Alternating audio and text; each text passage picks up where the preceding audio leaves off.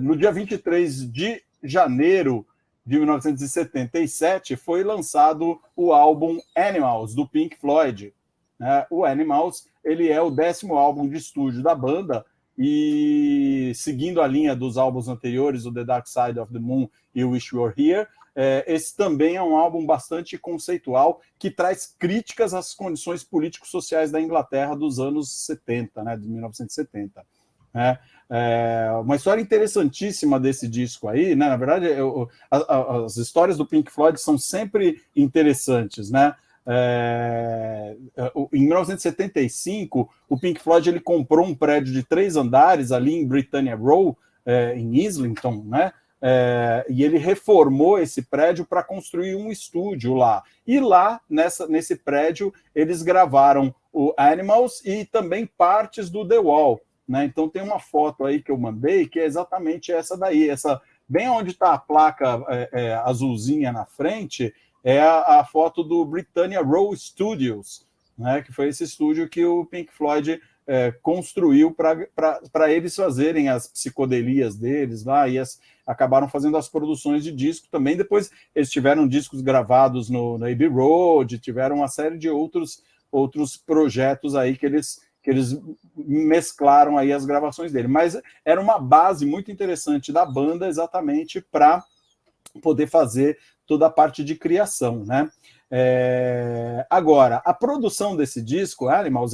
ela também foi marcada pelos primeiros sinais de discórdia entre os membros da banda, que depois acabaria culminando na saída do tecladista Richard Bright, também nessa época, a Grã-Bretanha, em 1976, ela estava passando por um período dominado pela indústria, violência racial, alta inflação, desemprego. Então tinha uma depressão grande ali na Grã-Bretanha, e é a época onde também o punk rock começou a crescer em popularidade, Então, com aquele discurso nihilista lá, de negação total, contra todas essas condições sociais aí que eu coloquei, O Pink Floyd, ele era um alvo bastante óbvio ali para os músicos desse movimento, que tinha uma distinção muito grande do tipo de som que eles levavam para o público, Inclusive o Johnny Rotten do Sex Pistols, vocalista do Sex Pistols, apareceu uma vez num show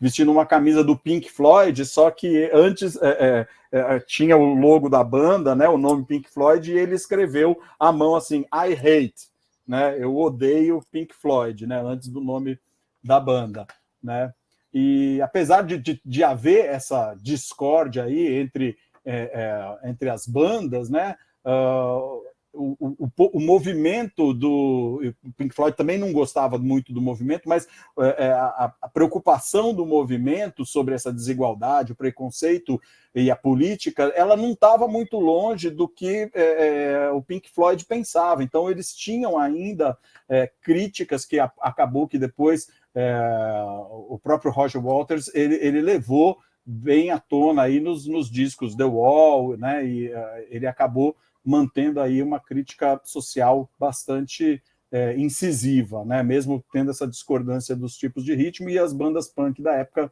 não curtindo muito o som do Pink Floyd. Agora, voltando para... Só uma palavrinha, essa história aí do I Hate Pink Floyd me lembrou aquele negócio do empresário do Elvis que lançou o Bottom I Love Elvis e I Hate Elvis para vender para os que não gostavam do Elvis. Aí ganhava nas duas pontas. Fala bem, ou fala mal, ou fala de mim, A gente pode usar esse marketing também. Se você gosta do Remute, você indica para os amigos. Se não gosta, indica para os inimigos. Indica para os inimigos, perfeito. Você posta em todo lugar, I Hate Remute, e põe o link lá. Sensacional. Inclusive, você coloca lá, I Hate Remute ao vivo, lá no minuto 45. Daí o cara vai até... Gostei do marketing. Não deixa de comentar, então vamos ver quem que posta aí um I Hate Remute. Quem tem coragem, vamos ver quem tem coragem de postar. Inclusive, tem uma pesquisa que mostra quando você faz um elogio, isso vai para 2, 3 pessoas, e quando você fala mal, isso vai para uma dúzia. Né? Não Então, tem a dúvida. Mais, né? O povo, o ser humano é mal por natureza, né? Ele gosta de ver batida na rua, que o pessoal para ver desgraça, né? O pessoal gosta de ver o circo pegar fogo, né? Pois é, fica postando salvamento de cachorrinho, essas coisas aí, não dá nada. Aí você vê o outro lá soltando uma bomba e milhão aí sim explode. Pois é. Soltou uma bomba aí que explode, né? Mas vai lá, estava falando do Animal. Voltando para a capa do disco, né? O designer que fez o projeto da capa, né? Ele chegou na época a apresentar 3 ideias de capa para o Pink Floyd, né? Uma delas era uma criança entrando no quarto dos pais e vendo eles fazendo um sexo como se fosse um sexo animal, né? Como se fosse sexo com animais, né? Ou entre animais, né? E acabou que eles não acharam bastante tosca e acabaram escolhendo uma das ideias que foi inclusive dada pelo Roger Waters, né? Que ele morava em Clapham Common. E ele passava... Foi para Clapton Hump que você foi? Clapham Common? Não. Eu ia muito para Croydon. Ah, tá. Justamente para onde foi a carta lá, que demorou 100 anos, naquele bairro lá. 105 anos. Não escreva para mim quando eu estiver lá, provavelmente só vai chegar lá daqui a uns 100 anos. Se chegar aqui no Brasil, vai chegar daqui a 250 anos, né? E o Roger Waters, ele passava na frente ali da usina termoelétrica de Battersea, né? E que já estava perto de ser fechada na época, né? Nos idos ali de 1970, né? A banda acabou contratando uma empresa alemã que fabricava dirigíveis para fazer um balão em forma de porco de 9 metros, né? Que ficou conhecido como Audi, né? E esse balão foi enchido com gás hélio e amarrado entre as 2 chaminés do edifício. E uma curiosidade, tinha um atirador de elite que ele ficava pronto para disparar caso o porco escapasse, né? Infelizmente... Infelizmente... Balão 44. Dava lá com um rifle .50, né? Só que, infelizmente, teve um mau tempo na época que acabou atrasando a sessão de fotos e a banda não tinha verba para manter o atirador de elite ali de prontidão. Então, acabaram dispensando o cara e no outro dia eles fizeram a foto, só que depois que eles fizeram as fotos, o balão acabou se soltando das cordas e desapareceu de vista. Acabou que eles acharam o balão, que ele pousou em Kent, né? Foi recuperado por um fazendeiro local que estava puto, porque quando o balão caiu, ele assustou as vacas e espalhou todas as vacas do fazendeiro com aquele balão de 9 metros em forma de porco. Imagina, um porco de 9 metros, as vacas devem ter pirado. Olha o tamanho do porco que tá vindo aí. Meu Deus, sai correndo. Imagina se ele fizer cocô, cara, pelo amor de Deus. Ainda voando, né, cara? Jesus. Ah lá, tá, né, também contribuindo aqui com o Pink Anderson e Floyd Council, 2 músicos de blues, que foram exatamente a inspiração do Syd Barrett, né, para dar o nome para a banda. Isso aí. Pessoal aqui... Não, pessoal... Antenado, cutucando, né? E para a gente finalizar aqui, tenho 2 assuntinhos relacionados com isso, né? Em 14/10/2022, essa estação de energia de Battersea, ela reabriu após uma extensa renovação feita pelo escritório de arquitetura Wilkinson Eyre, e esse edifício industrial da década de 30, que também hoje contém mais de 100 lojas e 254 apartamentos, passou a ser a sede da Apple em Londres, né? O edifício foi inaugurado na década de 1930, um projeto do arquiteto britânico Gilles Gilbert Scott, né? Ele foi desativado ali nos anos entre 1975 e 1983, ele foi sendo desativado. Ficou vazio por quase 30 anos, e hoje ele é um dos grandes motivos, aí, uma A Apple trouxe para o meio para o centro ali do bairro de Battersea exatamente uma nova vida, né, por ter transferido o seu escritório para esse prédio icônico. E ali à esquerda a gente tem uma ilustração exatamente de como ele está por dentro, né? São 6 andares unidos por pontes, né? E você tem escritórios da Apple dos dois lados, e como eu falei ali também, tem embaixo ali um hall com 100 lojas e ainda tem distribuído ali pelo resto do prédio mais 254 apartamentos. Bacana. Então, eu não sabia que já estava inaugurado, então, o escritório da Apple lá já está, então, né? Então, parte do prédio já foi inaugurado, por isso que a gente ainda está com uma ilustração. A Apple ainda era para eles se mudarem em 2022, mas isso parece que não aconteceu ainda definitivamente. Eu acho que eles já começaram a ocupar parte do prédio, mas ainda não transferiram todos os departamentos para lá, e ainda não está 100% operacional o prédio. Você falou que quando você foi da última vez tinham as gruas lá, né? Gruas em volta, Pois é, era uma baita reforma que estava sendo feita.